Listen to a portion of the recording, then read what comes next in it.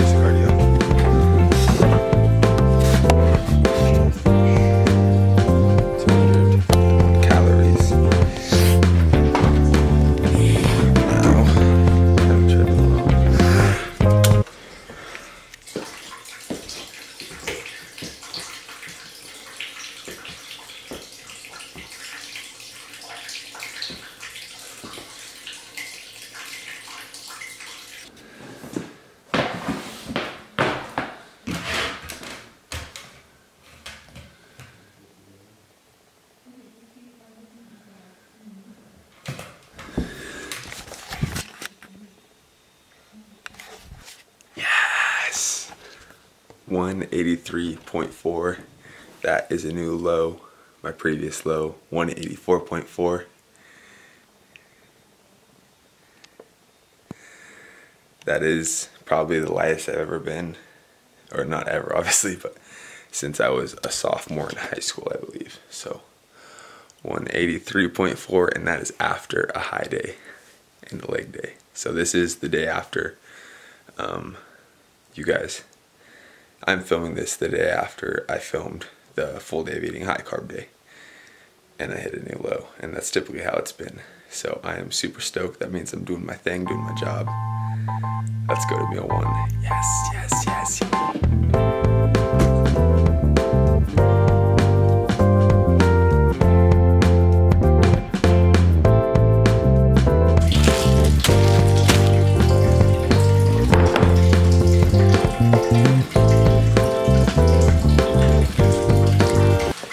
Alright guys, meal one, we got 2 servings of egg whites, 10 grams protein, 3 whole eggs, and do 85 grams of mushrooms. These are just white mushrooms.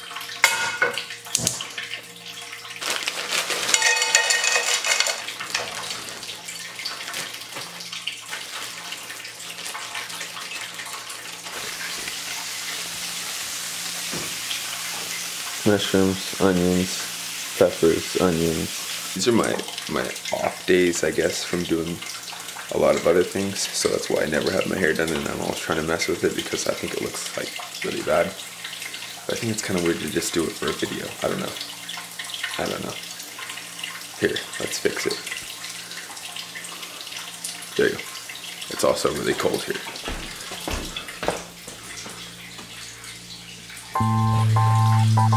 So it's okay to wear a hoodie inside.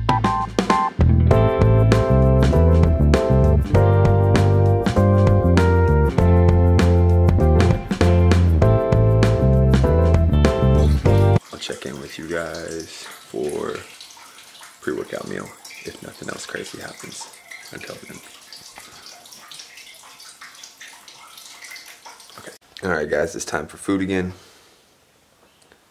We got meal 2, 2 servings of oatmeal, same way I did it in my high carb day, just a lot less servings. Then we got 5 servings of egg whites, and that's it.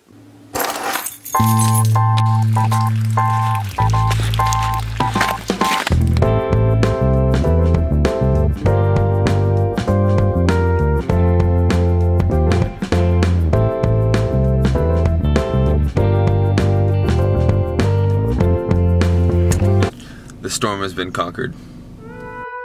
What is going on, guys? Welcome back to another commentary here. We are warming up the lower traps because I have a little bit of scapular winging on my left side, and it could be a number of different things. So I'm kind of working to see what I can get done here. So when you warm up the lower traps right here, it's almost they do, there's a couple variations. There's Y, T's, and W's. And it's essentially just posterior chain stability. But for me, I definitely feel it a lot more in my left lower trap, so I know that that's probably weak. And the reason for that being is because when I was a sophomore in high school, broke my collarbone playing football, my left one. And so I was in a sling forever, and I didn't know about any of the things that I know about now. So that whole entire left shoulder was completely immobilized for a couple months. So I think that's kind of the issue here, that as I grow, it gets more and more behind, so I need to really let it catch up. So moved into my favorite side lateral exercise, my favorite delt exercise overall, which is the cable side lateral. This thing is the best. I don't know how else to say it. Constant tension throughout the motion. You can change the heaviest and lightest part of the movement. I forget what the strength curve. You can change the strength curve of this movement by walking in or out of the rack. So if I walked a little bit more to my right side, it would be heavier at the bottom, but as I come closer, it gets heavier at the top. So it's really, really fun to play around with that, especially as you fatigue throughout the sets and maybe even hit some drop sets that do mess with the strength curve. But there's always tension on the delt with this movement, and so the pump is always gnarly and the feel is always gnarly. But like I said, with my left side, that scapular winging kind of plays a role, so some days are better than others. But this is definitely my favorite delt exercise that there is. And I always go into a side lateral first, never a pressing movement first, just because I don't feel it's necessary for big delts to press absurd amounts of weights. That's just my opinion. Take it or leave it as you will. We then move into another newer favorite of mine, which is the overhead tricep extension on this specific machine. Once again, just for the feel of the cable. Also, this is a really good long head exercise, which is the inside part of the tricep, the really meaty part.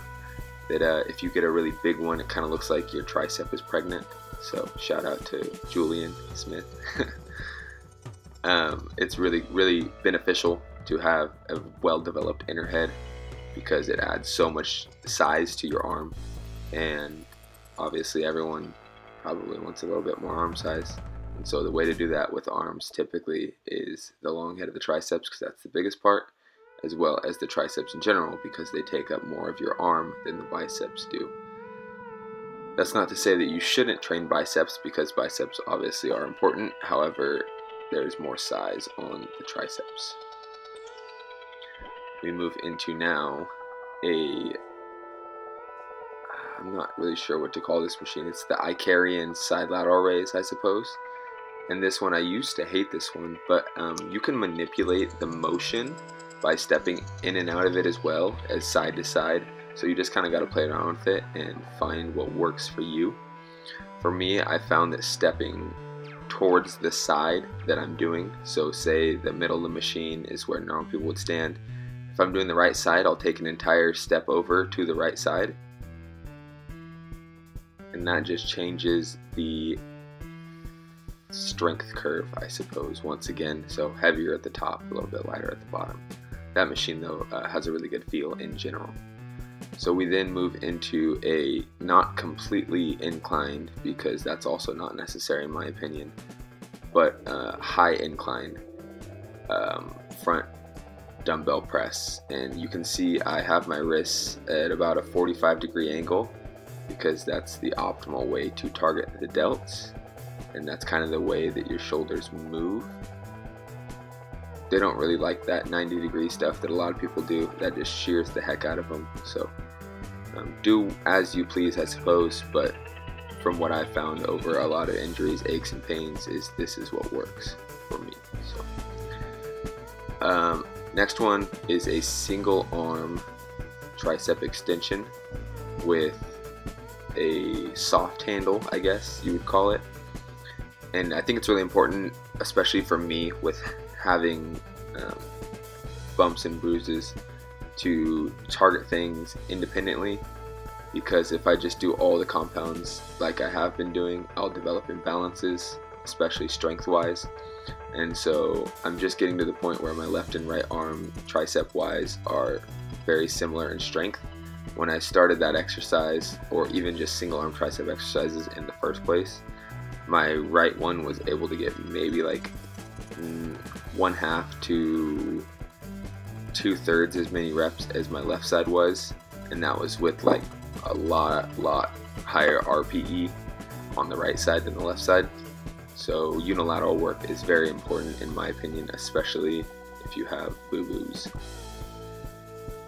Now this is another version of the Ys that I was doing, but I do it with the rear delt machine, so it hits the rear delts a little bit better. The angle is a little bit different. With the Y, it looks like a Y. This is a T, so this looks like a T. And with this movement right here, the rear delts, they don't go all the way back to where people make them go back to, I guess. So I'll see some people like torque this machine and hyperextend a crazy amount behind their neck with their arms, and your rear delts don't do that. Your rear delts only go to about 90 degrees and then they're done. So another tip right there is your rear delts don't have very much range of motion.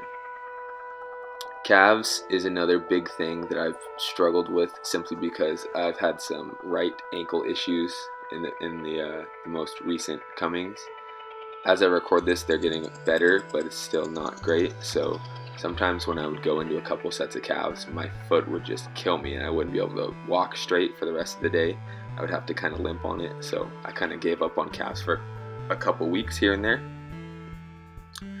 And now I always wear these same shoes when I do them, because I find that whenever I wear them, they don't hurt for some reason or another. Maybe it's because the cushion in them, maybe it's because I get better ankle flexion, I'm not sure.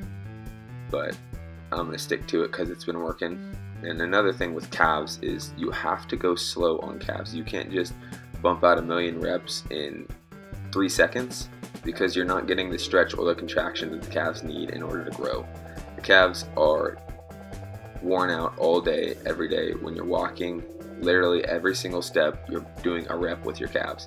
That's why you typically see people who are fat or overweight or just carry a lot of mass in general, typically have really well developed calves. I know plenty of people who have zero work ethic when it comes to training, but their calves are awesome just because they're heavier and they carry them around all day. So I think that kind of speaks volumes for how you should train calves, which is as heavy as possible with controlled form for as many reps as possible.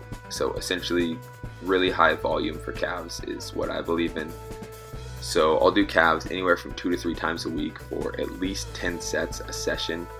And those 10 sets usually consist of something like this, which is a soleus dominant movement, the seated calf raise, and also standing calf raise, which is involves the gastrocnemius as well. So calves, you got to go slow, controlled, really stretch them. Make sure you're coming slow out of the bottom so that those muscle fibers that aren't really activated while you're walking really get activated. Because when you're walking, your foot stops at 90 degrees, and when you're doing a calf raise, your foot can go much further below that. You can get a lot more dorsiflexion, as you can see right here. So that range from right here right to about there is unexplored when you're just walking normally. This range right here is unexplored. So I think there's a lot of potential for growth in that range, and that's why I do things like what I'm doing right now, which is that really good stretch, that really slow out of the bottom. And yes, I'm helping myself with the handles, but that is just because I want to use the muscle as much as possible, I guess. And I could reduce the weight to do that, but I find that if I do that, then I'm getting too many reps, so I kind of want to put as much as possible on them and then just take some off with my hands. So like I said, now we're going to move into a standing, and my hamstrings actually used to be so weak that I wasn't even able to do this movement without like excruciating hamstring pain, because they were firing so hard because they were so lacking. So I'm really happy to be able to do this movement now. Once again, a lot of dorsiflexion at the bottom, slow out of the bottom, controlled, and squeeze at the top. I think that is how you're going to develop some decent calves over time.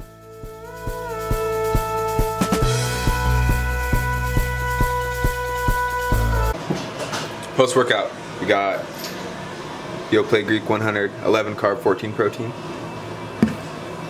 8 ounces Fairlife, 1 scoop of isolate protein. And then we got Diana. Pre-workout. Pre-workout. That's it. Roll out. Shower. Next meal. Incoming. Alright dudes, we just got home. That was not fun. It's really cold out. Icy. Not fun. So, happy to be home. Thankful to be home. We're gonna hop into this next meal. Let me show you guys a little surprise. This is my little treat. Bison. 90-10. So 11 fat, 20 protein. So good. Bison is delicious. Got fresh pan dough. Alright guys, so we got the mushroom sauteing up. And we'll add the 2 eggs in there and scramble that up. Bison, garlic and onions. Delicious. Final product. Wait. Bada boom. Finished product right there. Bison, eggs, mushrooms, onions, garlic, water. I am starving. I am as hangry gets. So I'm gonna eat this. I'm gonna show you guys the next meal. It's gonna be a huge surprise. You're not even ready. Macros right here. Like right there. And then on to the next meal. Fix the hair, of course. Stare over here the wrong way, of course. No, I'm staring the right way. Very sad moment. You don't have much food left. One more meal. The hunger is real, guys. I just wanted to show you guys a little sneaky peeky of this guy.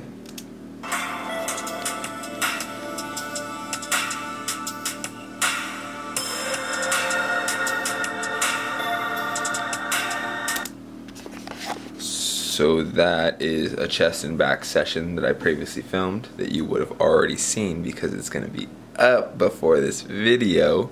But if you haven't seen it, go show it some love. 8 p.m. right now. Just did quite a bit of editing right there. I am starving. I got 15 minutes or 150 calories is what I'm aiming for, what I'm gonna do of cardio. But I think I'm gonna wait till like pretty late tonight to do it because I'm starving right now. So I'm gonna smash this next meal you're about to see. I already got it cooked up, so no epic cooking footage. We'll show you what it looks like right now. Voila. Lots of salad, 2 whole eggs, and then 5 ounces of bison. Macros for the whole day.